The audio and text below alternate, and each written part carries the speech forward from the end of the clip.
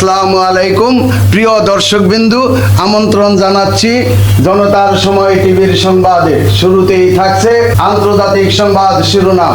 হামলায় ক্ষতিগ্রস্ত পরমাণু কেন্দ্রে জাতিসংঘ পরিদর্শকদের ঢুকতে দেবে না ইরান। এবার দেখবেন বিস্তারিত।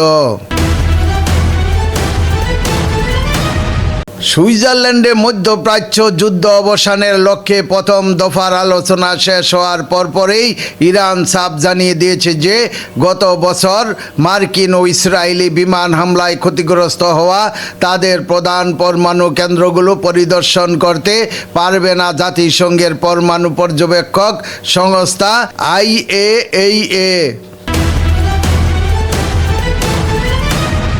মধ্যপ্রাচ্য জুড়ে চরম বিশৃঙ্খলা সৃষ্টি করা এবং বৈশ্বিক অর্থনীতিকে নাড়িয়ে দেওয়া এই যুদ্ধ বন্ধের লক্ষ্যে তেহরান ও ওয়াশিংটন ইতিমধ্যেই একটি সমঝোতা স্মারক স্বাক্ষর করেছে। এর আওতায় ইরানের পরমাণু কর্মসূচি এবং নিষেধাজ্ঞা প্রত্যাহারের মতো বড় বিষয়গুলো স্থায়ীভাবে সমাধানের জন্য দুই পক্ষকে 60 দিনের একটি সময়সীমা দেওয়া হয়েছে। এই চূড়ান্ত চুক্তির লক্ষ্যই কূটনৈতিক তৎপরতা এখন তুঙ্গে, যার অংশ হিসাবে ইরানের শীর্ষ নেতা মধ্যস্থতাকারী দেশ পাকিস্তানে সফর যাচ্ছে এবং মার্কিন পররাষ্ট্রমন্ত্রী মার্কো রুবিও উপসাগরীয় মিত্র দেশগুলোর উদ্দেশ্যে রওনা হয়েছেন। একই সময়ে ওয়াশিংটনে লেবানন ও ইসরায়েলের মধ্যে সরাসরি আলোচনারও প্রস্তুতি চলছে। তবে এই জোরালো কূটনৈতিক প্রক্রিয়ার মধ্যেই মার্কিন ভাইস প্রেসিডেন্ট জেডি ভ্যান্সের একটি দাবিকে সরাসরি নাকচ করে দিয়েছেন তেহরান।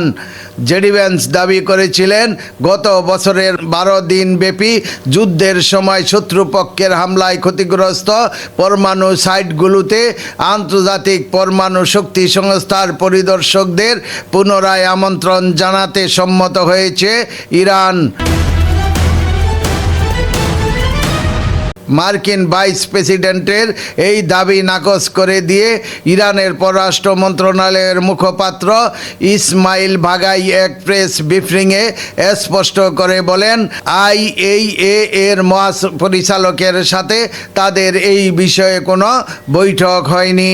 প্রিয় দর্শকবিন্দু, আজকের প্রতিবেদন এই পর্যন্তই এখানেই শেষ করছি। আমি মনসুর রহমান পাশা, জনতার সময় টিভি। আল্লাহ হাফেজ।